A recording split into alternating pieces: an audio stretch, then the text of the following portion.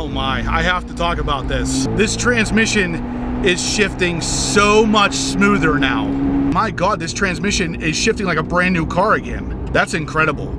All right, guys, so today is a C8 Corvette Z06 maintenance kind of day. As you can see, engine oil is at 20% and the transmission filter is at 74%, but we're gonna be doing both of those today. I have a track day coming up and I want both of them to be as fresh as possible. Now, I did get the transmission filter done from GM around 2,500 miles. We're at 6,100 now. It will be getting done again at 7,500 just to maintain the GM records, but I want to change the transmission filter in this car every time I do the engine oil. So yeah, we're going to be doing it all today. So we're going to drive down to Gibsonia, Pennsylvania to Blackout Tinting because they are nice enough to let us use their lift. So let's do it. There is something about that view. I love it.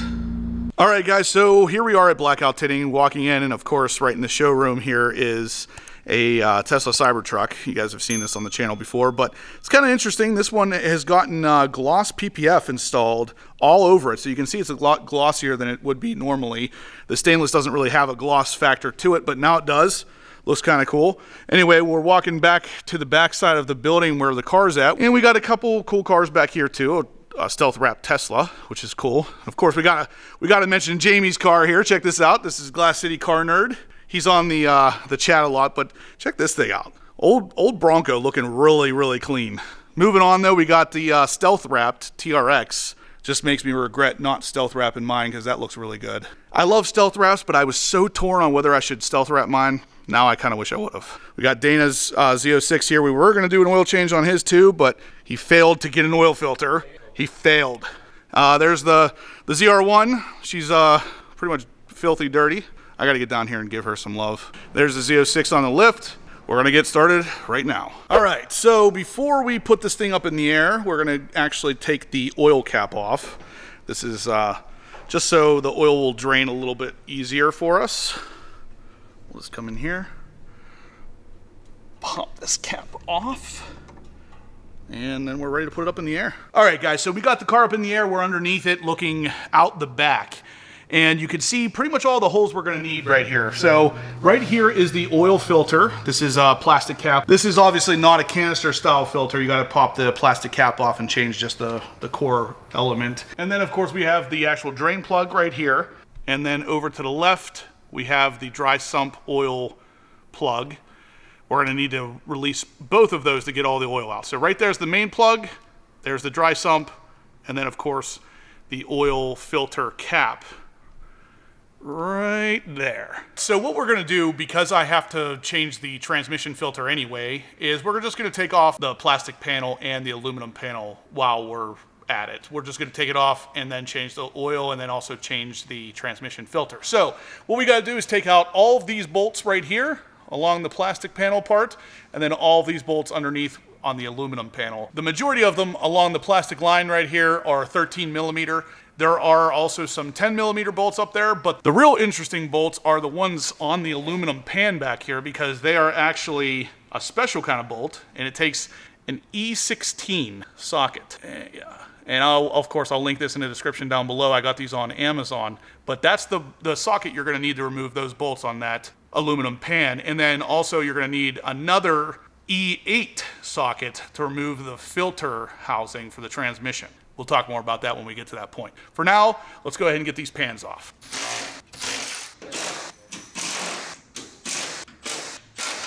So these are the special bolts. These are the E16 bolts. You can see they're not exactly your normal hex head, but those are the ones we got to remove a bunch of them out of this aluminum pan. So we got almost all the bolts out of the black panel here, but the just something to keep in mind. You can take out all these bolts up here, and it's kind of loose now. It has two bolts right here that are kind of spaced. So if you loosen these a little bit, you can actually slide the whole panel forward. These bolts are here to kind of hold it in place while you're either taking it off or putting it on. So you can just loosen those a little bit, slide the whole panel forward, and it will drop down. You don't actually have to take those ones out. There you go. And get rocks to the face. Yeah, nice. Lots of rocks. Nice. Weight reduction. Special screw time. Oof. That's loud. That is loud.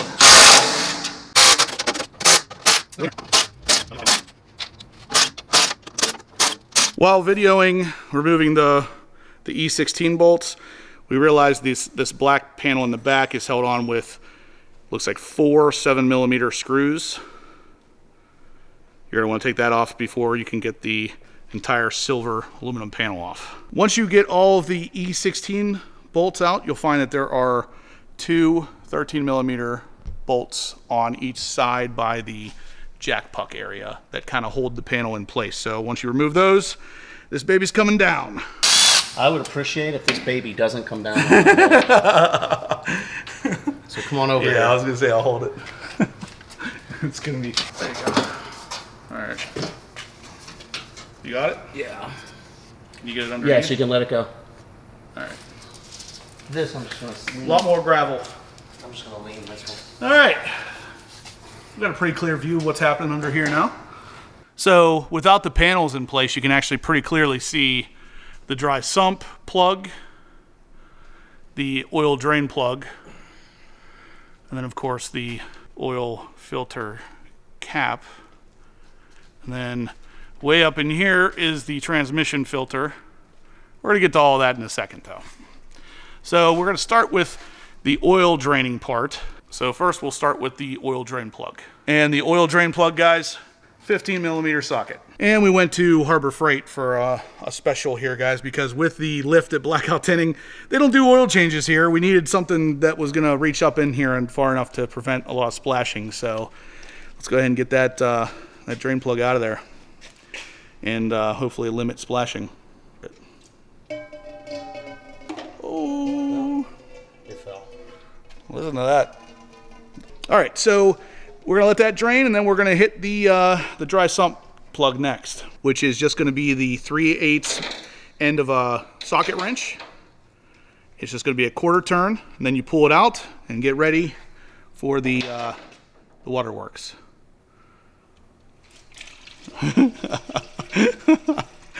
Lots of oil in there. So we're down to just a little bit of a dribble now, guys. This thing was only 60 bucks from Harbor Freight. Obviously, I'll get a better one in the future, but for in a pinch, wasn't too bad. All right, so while that's draining, I'm going to talk a little bit about the oil kit that I bought from Paragon Performance. It comes with all of the oil you're going to need. So 8 quarts of the Supercar 5W50 for the Z06. Comes with 8 quarts of that, which is all you need. And then it comes with a new dry sump oil plug. So these are only plastic, so you don't want to reuse the stock one. You probably can. It comes with the kit, so why not? And then, of course, it also comes with the cartridge-style oil filter replacement and the oil O-ring for the cap. So everything you need in the kit from Paragon. I'll leave a link in the description down below. I believe the kit was $170, which is pretty adequately priced for everything you get, and you are ready to go. All right, so it's pretty much done draining here. We're going to go ahead and open up the new dry sump plug, basically. Comes with the Paragon kit, like I said. You probably can reuse the stock one. You don't need this, but better safe than sorry. So this is just kind of pop into place and then quarter turn it. And you'll feel whenever it seats. All right, it's seated. All right, so oil drain plug gets torqued down to 18 foot-pounds. That's the same amount of torque that the oil filter cap will get after we're done with that, but let's go ahead and remove that next. So for the oil filter cap, you're going to want a socket that is 32mm. It's pretty big. Again, link in the description down below.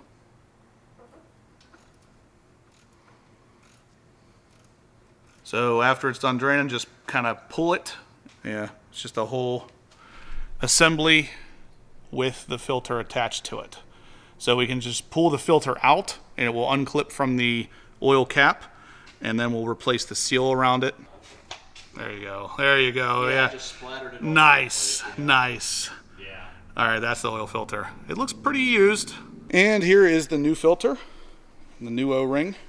That O-ring is going to go on the stock cap here. You can see the blue O-ring right there. We'll take that one off, trash it, and put the new one on with the new oil filter that clips right back into the cap. So just remove the old one if you have some sort of pick or a little screwdriver. So there's the cap, the new O-ring, which is pre-oiled thanks to Dana White. Not to be confused with the real Dana White that knows, you know, all that crazy fighting thing. I'm not him. No, he just knows how to put a rubber seal on a plastic oil cap. Right, right. After the O-ring, we can take the filter and snap it right into the oil cap. Just like that. Now she is ready for reinstallation. So here's what it looks like before you put the cap back in. There is a little bit of a stem there that you want to kind of make sure that the filter end goes onto before slamming it home, basically. So just slide it on there, get it into place, and then you can start tightening it down. And like I said, 18 foot-pounds is the magic number here. And of course, guys, the star of the show is the funnel that screws into the stock location with a rubber washer, so there's no chance of anything leaking. And we're gonna start dumping some oil in.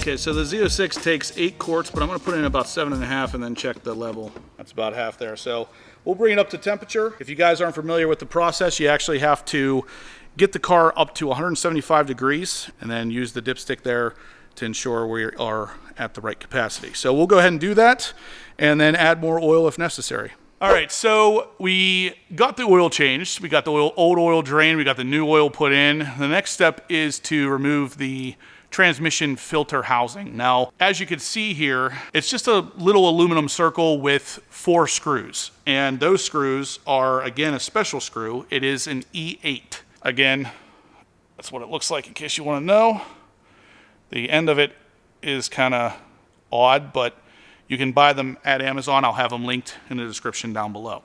Now, these are pretty sensitive. You don't want to go hammering these home with any kind of impact gun or anything. We're just going to do these by hand. We're going to loosen all 4 of them. Then we're going to rotate that circle a little bit to pop the cover off. A little bit of fluid's going to come out, and then we'll ultimately change the filter. All right, so we got all 4 bolts out, and as you can see, the thing's still up there. It's not leaking or anything. You got to kind of manipulate it a little bit. You got to twist it and pull it down. You do not want to use any kind of tools or anything to pry it out. But before we do that, I want to mention the kit that I bought here. You can actually buy these on Amazon, believe it or not. I'll link it in the description down below. Brand new transmission filter. OEM, GM, and I believe it was $107, something like that. Cheapest I've found yet. And then, of course, it also comes with 4 new screws, pre-Loctited, and the new blue seal that we're going to need for the transmission plate. So all of this stuff is part of a kit. Again, on Amazon, link in the description below.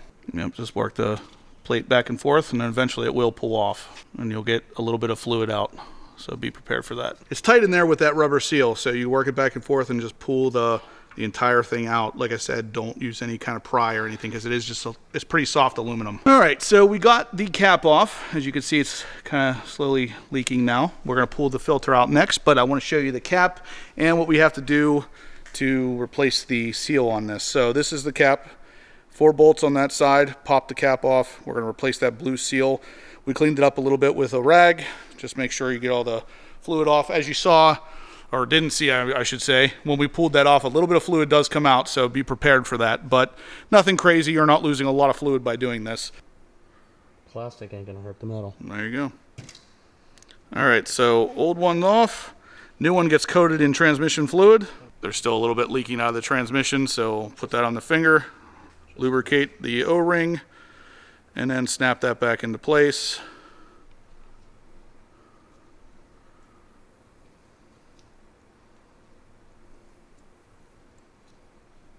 Just like that. Now let's get the filter out and we can put that back in. So to remove the filter, you can take a needle nose plier and grab at the bottom and just yank straight down. And there is the old filter. A little bit of fluid left in it. Then we can just pop the new filter in, and all you gotta do with this is just basically push. There's an O-ring, so lube it up. Yep, push it straight up in there after you put some transmission filter or transmission fluid on that O-ring. Push, push. There it is. All right, so she's installed. Now we'll put that plate back on, and we'll just push it back on so the holes match up. And we know it's a tight fit, so you gotta push. There you go. Now we'll just put the new screws in that the kit came with. The old ones can be basically thrown away. All right, so here we go. by hand, of course, and you want to do kind of an alternating pattern. So do basically crisscross to make sure that they are tightened down evenly and that seal seats perfectly even. So we'll do just a little bit on one side and then move to the next one. Once you do crisscross pattern and get them kind of snugged up, you're going to tighten them down to 53 inch-pounds to make sure that they are perfectly snug. We're going to go ahead and start putting these panels back on, and then we are good to go. Now the next step after the panels are getting back on and everything, we're going to go in the car and reset the oil life monitor and the transmission filter life monitor. So one thing to mention while we're putting the aluminum panel back on is that there are alignment pins. So right here you can see it says number 1, and then over here, yeah, so, and then right here is number 2. So those are the 2 you want to put in first to make sure all the other bolt holes line up. Now these are the E16 screws. All right guys, so we verified the oil level. I actually ended up adding the rest of that cork to get it right where I wanted it. So the car has cooled down a little bit. I did have it up to 175 degrees, but we haven't reset anything here yet. So you can see I'm under the maintenance tab on my dash here, and the oil still says 20%, transmission filter still says 73%. All we have to do is press in on the OK button right here, and it's going to bring up the ability to reset this stuff. So we're going to go ahead and reset oil. Then we're going to press in on it again and go down to reset transmission filter. And there we go. Both at 100%. We are ready for the track. All right, guys, that is going to do it for today's video. So hopefully you learned something. Hopefully I could teach you a little bit about changing the oil and the transmission filter on your C8 Corvette Z06. If you liked what you saw, please smash the thumbs up button. Let me know you're liking the content so we can keep making this kind of stuff for you. Like I said, this is something you're going to want to do. I like to do it in between GM intervals. So if you guys are familiar with the channel, you'll know I first changed the oil in this car at about 2,000 miles. I had GM do it. That was my free oil change and transmission filter change. I just changed the oil and the transmission filter again at 6,000, and then I'll have GM do it at about 7,500 or 7,800 after I'm done with my track day. That way there's a record of it from GM. Now, a lot of you out there are gonna say, well, Justin, wait a second. I thought you couldn't change the transmission filter because you can't do the dealer flush program computer thing. Well, I'll tell you this much. I really don't see how it's much different than just daily driving. And even if it is, that's fine. GM's still going to do it at 7,850 or 7,800 miles. And I can tell you the filter we pulled out of there was still pretty dirty. So this is something that I think you can do even without the flush. It makes sense. When the filter's $100, you change your oil, throw a new filter in, it's not that big of a deal. Like I said, I'll still do the GM intervals just to maintain warranty. Anyway, guys, subscribe if you haven't yet, because I got loads of content like this coming you're not going to want to miss. And as always, stay obsessed. Oh my, I have to talk about this. This transmission is shifting so much smoother now. Like I said, my filter looked like it was pretty black, so it was definitely dirty, but my God, this transmission is shifting like a brand new car again. That's incredible. So I've done the transmission filter change twice now, before GM even recommends to do it once. And there is a gigantic difference. Holy cow, I am blown away. I did not expect to be able to feel that. There is like no jerking of the car happening at all. It's like a brand new car again. Wow. Yeah, changing that transmission filter more often than not, it's definitely something that's needed. And like I said, for $100, you might as well just do it at every oil change like I've been doing. This is the way to do it for sure. I mean, if you drive your car more often than I do, you might want to even do it 2 or 3 times a year. I mean, this is incredible. I cannot believe how much softer this thing shifts now. Wow. And I just stopped for some gas and the transmission filter's already down to 99%. Gotta love it.